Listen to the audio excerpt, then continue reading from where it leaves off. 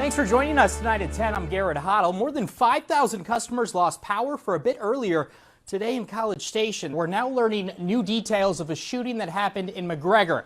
5 people dead, a suspect in custody. Here's what we know. Hi, folks. We have a breaking update this afternoon. The Kendall fire burning in northeast Waco, now up to 50 acres. Waco Fire is on the scene evacuating residents out of homes. Our friends towards I-35 in Central Texas as well are going to be contending with a little bit of the worst of it. So this is something very important that we're going to be keeping an eye on, especially as it relates to fires. Tonight, officers continue to investigate an early morning officer-involved shooting in the Pebble Creek subdivision of College Station. And we know that the weather, it's been hot, has been a huge factor. Do you guys have anything on the cause of the fire? I've been speaking with a family member of the victims. Renee Flores is the sister-in-law of one of the women who was shot. She sent me these pictures, currently at 50 acres and 0% contained. Right now, Waco Fire, Belmead Fire, and we know the Texas A&M Forest Service is responding. We'll continue to bring you updates on this developing story. We begin with an update this afternoon. Officers are continuing to investigate an early morning officer-involved shooting in the Pebble Creek subdivision of College Station. So far, no arrests have been made. Frida Baird is a homeowner right here in Waco. The fire came up really about 10 feet from her house. It looks like this chance is going to taper off right around sunset, but you'll notice that activity drifting south. So right around drive time this afternoon, early evening, you may be encountering some of this activity, that heavy rain. At 10, the city of Bryan has approved a change in zoning classification to help develop student housing for Blinn College. But what exactly does that mean for the community? Killeen police have a man in custody charged with murder, all in connection to a woman killed in a hotel room just last week. We wanted to know how often police officers in Texas are involved in shootings like this. Here's what I found out. According to the Texas Attorney General's office, beginning with developing news over in Leon County, where you just saw a Texas Department of Criminal Justice spokesperson speaking, law enforcement there is searching for an escaped convict on the run. Fall starting not tomorrow morning, but tomorrow evening, right around 8:03 p.m. Unfortunately, it's going to fall from it. Breaking this evening out of Poteet, we've confirmed with law enforcement officials, Gonzalo Lopez, the escaped killer that's been on the lam for the past 3 weeks, has now been captured by law enforcement officials there. Texas County Sheriff's Office telling me, after searching a suspicious area of loose dirt that a cadaver dog alerted to, it turned out to be an empty hole. We begin with some breaking news this afternoon. College Station police arresting a suspect accused of using false credentials to sell a stolen vehicle. We'd expect more of those dry conditions to continue. Here's a look at our future track, and you can see that area of high pressure bearing down. On Monday, Dallas was hit by its second worst rainstorm and flooding since the 1930s. Today,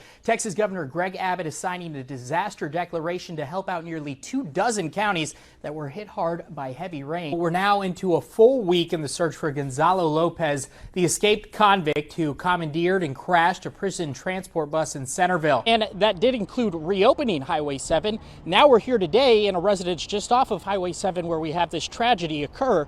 And now the questions are going to turn to law enforcement's response and how Lopez was ultimately able to break free of his restraints on that TDCJ bus. Going forward, the story here in the Brazos Valley is staying the same. It's our temperatures. It is hot above average. In some places around the U.S., this year's election has been, well, kind of confusing.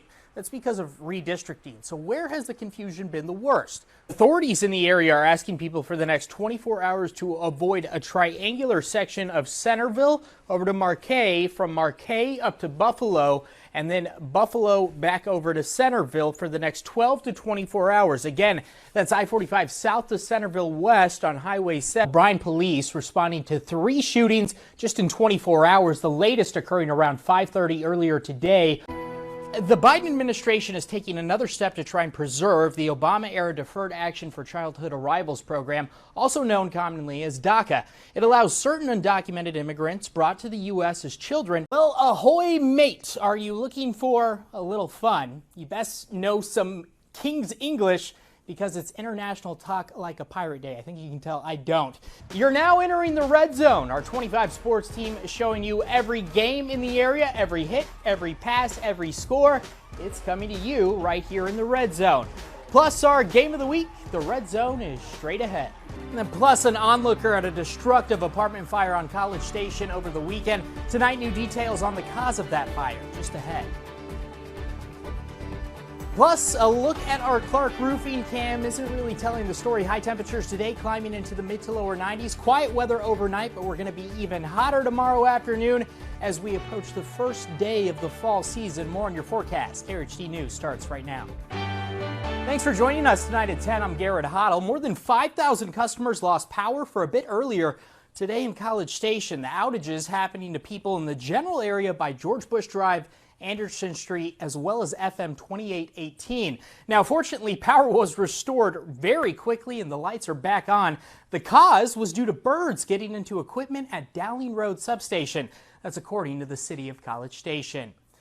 Meanwhile, take a look here. First responders earlier today on the scene over at I-45 northbound of mile marker 134, where crews were battling an 18-wheeler fire. Drivers were asked to avoid the area, which is now back open tonight. The picture there from the Madison County Sheriff's Office. Also new today, it's no longer constitutional to ban people under felony indictment from buying guns. And this is all following a new ruling from a federal judge in Texas. U.S. District Judge David Counts finding a Supreme Court ruling from June preventing those with a felony from buying a gun invalidates federal law. It was not immediately clear if the ruling would be appealed. It's a story we hear a lot about in health-related news. We're just days away from the official day of fall this Thursday, and while temperatures still feel very summer-like, fall allergies are still on the way and you need to prepare. The Brazos County Health District saying with the increase of people feeling under the weather, be sure not to confuse allergy symptoms with flu or COVID symptoms. Allergy symptoms and COVID. The health district says the best way to stay healthy this flu season is to see what you're allergic to. Go to your doctor, get tested, and make sure you're checking the outdoor air quality for the day that you could be especially at risk. Meanwhile, to the border, a political firestorm about people continuing to take shape here in Texas and outside our own border. New tonight, there's new numbers on migrant encounters at the border. According to the U.S. Customs and Border Protection Agency releasing new numbers, they say encounters with migrants along the U.S.-Mexico border has now topped 2 million so far this year, with migration from countries like Venezuela, Nicaragua, and Cuba driving numbers up. The mayor of El Paso saying most of the nearly 2,000 migrants arriving in El Paso each day are from Venezuela. Also new this evening, now the Bexar County Sheriff's Office is saying it's investigating the transporting of migrants to Martha's Vineyard by Texas Governor Greg Abbott and Florida Governor Ron DeSantis as they continue to face criticism from immigration advocates, all for the transporting of an influx of migrants to Democratic states. A practice Florida Governor DeSantis said today he'll continue. And we're continuing our coverage on this story as more buses carrying dozens of migrants arrive in those Democratic-led cities where leaders are saying they're struggling to keep up. ABC's Morgan Norwood has more on how cities are working to get migrants the resources they need as the immigration showdown takes political center stage. Tonight, officers continue to investigate an early morning officer-involved shooting in the Pebble Creek subdivision of College Station. That happened this morning. Several calls to 911 came from a home on Bellarive Bend Drive around 6 a.m. That's where a man in his 20s was reported to be acting violently towards his family members. When officers arrived at the home, the man exited the home wielding a hatchet. The male began walking toward the officer running at the officer. The officer fired at the subject, shooting him twice in his chest. The subject then threw his hatchet at the officer, striking the officer's leg. Both the officer and the subject were hospitalized in stable condition, and the officer has since been released. No other parties were reported to be injured, and no arrests have been made at this time.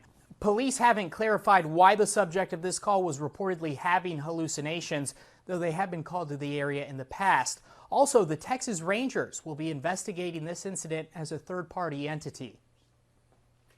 We did take a look through records from the Texas Attorney General's office to see how often shootings involving officers happen in our state. Here's some of the stuff that I found. Last year, law enforcement departments across the state reported 180 officer-involved shootings. That's lower than previous years, with 194 reported in 2020 and 199 in 2019. But we saw fewer of these incidents in both 2018 and 2017. Also, as part of our in-depth coverage, we wanted to know how often police officers in Texas are involved in shootings kind of like this. And here's some more information of what we found out. According to the Texas Attorney General's office, there were those 180 separate reports statewide of those shootings happening here in Texas last year, of officers with firearms causing injury or death. Those shootings led to 112 deaths. The report also shows 28 officers were hurt during that time and another 3 were killed. We took an even closer look right here in College Station, where 3 officer-involved shootings were reported by the department just last year. 2 of those were responding to emergencies or calls for assistance, while the third happened during a traffic stop. We're continuing to follow this story and more on it. You can find more details at KRHDnews.com. Also an update, we have new details on that fire that happened at the Landmark Apartments on Longmire near the Walmart there this afternoon. The College Station Fire Department telling us there were working smoke detectors in the residencies and the cause was an accidental electrical problem. College Station firefighters also rescued 1 mother and 2 children in that incident, one of them just a week-old baby. At least 2 units suffered major damage from the fire. We now also know the Red Cross is assisting in the recovery. Well, Saturday may have started out with Aggie fans feeling maybe a little bit down, but by the evening, the script was absolutely flipped. WTAW's Zach Taylor has more on how Coach Fisher is feeling as we look ahead towards Arkansas and the other sports news right here at home.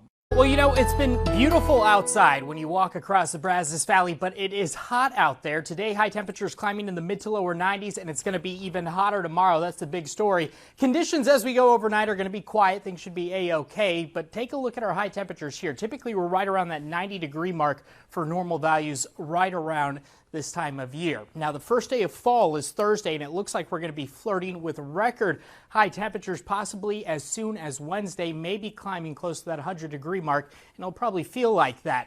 Overall, 94 degrees today. We're going to be a few degrees warmer tomorrow, mid to upper 90s by the afternoon.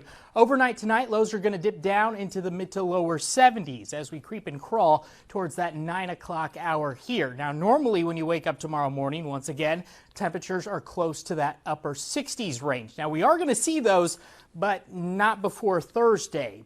There is some relief as we go forward across the area, but it's not going to come short term. 97 degrees in terms of our high temperatures tomorrow afternoon. We have this system of high pressure that's creating these conditions across the area. It's going to leave us with dry conditions throughout the course of the week, not seeing any activity for the most part on our clouds and radar, a little bit of spotty shower activity towards our south. But as we go forward, expect more of those dry conditions to continue. Here's a look at our future track, and you can see that area of high pressure bearing down because all of this precipitation, the rain shower activity, you can see moving just right around the state of Texas. So that's going to continue as we go long term, and we're going to run this all the way through Saturday. Now, towards the tail end of the week, it looks like we should start to see some of that high pressure break down, potentially creating some possibility for maybe an isolated shower or 2 by as early as Sunday, maybe even Saturday. Here's a look at our 10-day forecast to give you an idea of what to expect for, well, more hot weather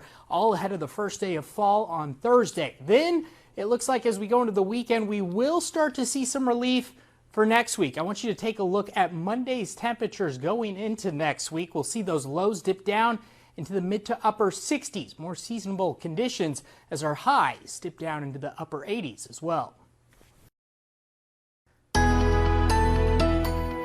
Officials with Aggieland Outfitters are breaking ground early today for their new store after a recent lawsuit put those plans on hold. This actually took place earlier today. The owner of Aggieland Outfitters, Fadi Kaluzzi, saying they're one step closer to bringing those plans to fruition. It's going to be awesome. They're going to love it right across from Kyle Field. We're going to be their hub to go shop every single time they come to the game. Kaluzzi also spoke about the recent lawsuit and says he's ready as a business owner to continue to serve Aggieland while respecting the neighborhood behind the new location. The news that's positively Brazos Valley. Brazos Valley Gives is returning for its 4th year with early giving kicking off today. The annual month-long fundraiser benefiting more than 150 nonprofits right here at home in the Brazos Valley and culminates with an 18-hour online fundraising period on October 18th. You can find a nonprofit to support and become a philanthropist for just $10. Oktoberfest began in 1810 as a celebration of a royal wedding in Munich and a celebration of beer and a celebration of the harvest and just a celebration of all the things that come together in the fall.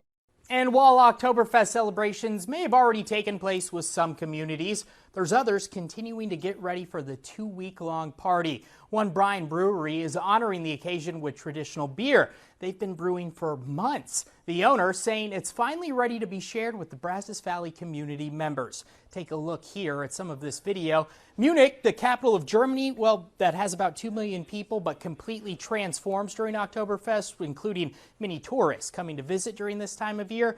Well, that's kind of what this place turned into. According to a blog post on OktoberfestTours.com, beer consumption at the last Oktoberfest in 2019 reached 7.3 million liters. Dr. Adam Sipe, a professor of history at Texas A&M University, says Oktoberfest has grown tremendously from when it first began, and it played a major role in reshaping the image of Germany after World War II. We're a very small brewery, and so we have found that putting out new beers frequently is something really exciting for people in town, so they can always try different flavors, and if they don't like it, then in a couple weeks it'll be something new. Some people came in German attire, while others were immersed themselves in the culture by trying a beer they never had before. You can find more of this online at KRHDnews.com. Specialists are saying a mosaic discovered in the Gaza Strip is one of the most important archaeological treasures ever found. A Palestinian farmer has discovered an ornate floor mosaic dating back to the Byzantine era while planting an olive tree. The mosaic in the Gaza Strip, less than a kilometer from the often tense border with Israel, is in, quote, a perfect state of conservation. This is according to a French archaeologist whose team examined the finds. Farmer Salman al-Nabahin said he was digging in the ground when he discovered the remains with inscriptions depicting colorful animals and even birds. Really cool there. Thank you so much for tuning in to KRHD at 10. Good Morning Texas is on the air tomorrow, and Jimmy Kimmel is up next. Have a great rest of your evening.